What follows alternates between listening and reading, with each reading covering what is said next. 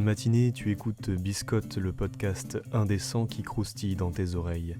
Prends ton café, du thé ou une tartine, ouvre la fenêtre, respire à plein poumon. C'est parti, on écoute Biscotte.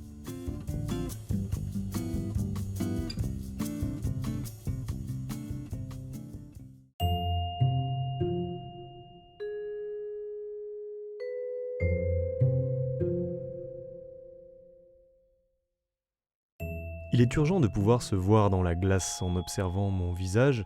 J'avais l'impression que les cernes lançaient un plan de conquête intercontinentale sur mes joues et ma mâchoire. Tout, mais tout semblait absorbé par la décadence tranquille de ces taches sombres, méprisant témoignage de quelque chose qui s'était brisé. Avais-je vraiment vu ces choses dans la nuit noire ? En ces temps de confinement, des créatures sortent le soir. Je deviens parano, c'est certain. Encore une petite tape sur la tempe. Allez, on se réveille ?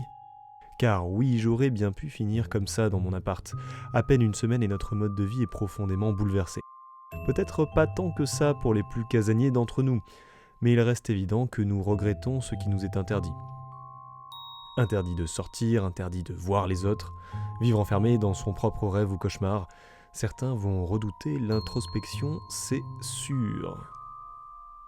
Mais il reste quelques idées à tirer de nos expériences utiles. Si, vous savez, celles autour d'une table, quand on lance un dé à 100 faces et qu'on se retrouve avec une paranoïa aiguë et un vague goût de poisson dans la bouche.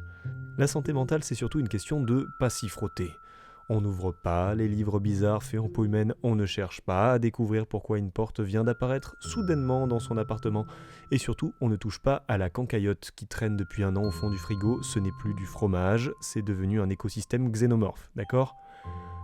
Les gars, gardez votre santé mentale, touchez à rien, évitez de parler à votre fond d'écran qui représente une photo de Lovecraft de peur qu'elle ne vous réponde.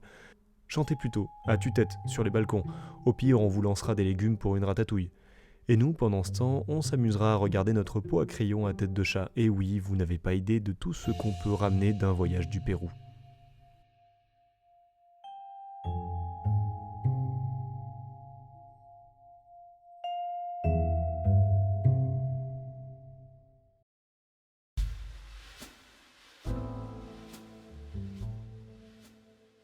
Alors, comment peut-on bien s'inspirer de la santé mentale ? Aujourd'hui, on te propose un jeu de rôle bien connu. En effet, en cette période de confinement, on reste chez nous, et on risque de le faire pour un certain temps. Alors, autant se concentrer sur les égarements et les folies de notre santé mentale. Et quoi de mieux que d'évoquer un célèbre jeu de rôle traitant de ça ? Je t'arrête tout de suite, si tu crois que je vais te parler de l'appel de Cthulhu, désolé, car je vais parler de Patient 13 de Ino. Car il s'agit d'un jeu où on tourne en rond, un peu comme maintenant, sauf qu'on y joue les résidents d'un hôpital psychiatrique pour le moins étrange, ténébreux et inquiétant. Aucune identité, aucun souvenir d'avant notre internement, mais seulement un numéro nous étant attribué et changeant régulièrement. Seule certitude, celles et ceux recevant le numéro 13 ne réapparaîtront pas après leur passage dans le bureau du directeur. Votre esprit est malade. Les patients sont étranges, voire dangereux. Le personnel hospitalier est aussi inhumain que routinier et les lieux semblent littéralement partir en lambeaux, tout ça formant un sacré environnement confiné.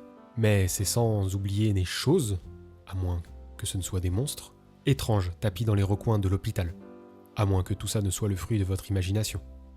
Mais au fond, une partie de Patient 13 ne serait-elle pas cathartique en cette période de confinement ? L'imaginaire est certes touré vers une horreur bien glauque, mais permettra tout aussi bien de s'évader qu'une partie de Donjons et Dragons. Bon, je vois bien que tu es déçu que je n'ai pas évoqué l'appel de Cthulhu. Aussi, si tu trouves que Patient 13 en situation de confinement c'est trop, mais que tu préfères les tentacules, redirige-toi vers Rats in the Walls de Kobayashi qui te permettra de jouer dans un univers Lovecraftien, aux règles assez proches du système Apocalypse et qui a le bon goût de t'apporter beaucoup d'inspiration et de conseils sur la gestion d'un scénario d'enquête. Et hop, on termine avec un petit quiz dont vous aurez la réponse dans Biscotte 2, le retour du beurre salé. Et pour ma part, je pense qu'il n'y a rien de mieux pour vous lancer dans une intense réflexion que de vous donner un indice sonore sur un jeu de rôle. C'est tiré du teaser d'un film. Alors, saurez-vous deviner quel jeu de rôle et quel film c'est ? Dans d'autres âges, l'objet fut caché, mais son pouvoir n'a cessé de se décupler. La fréquence des secousses ne cesse d'augmenter.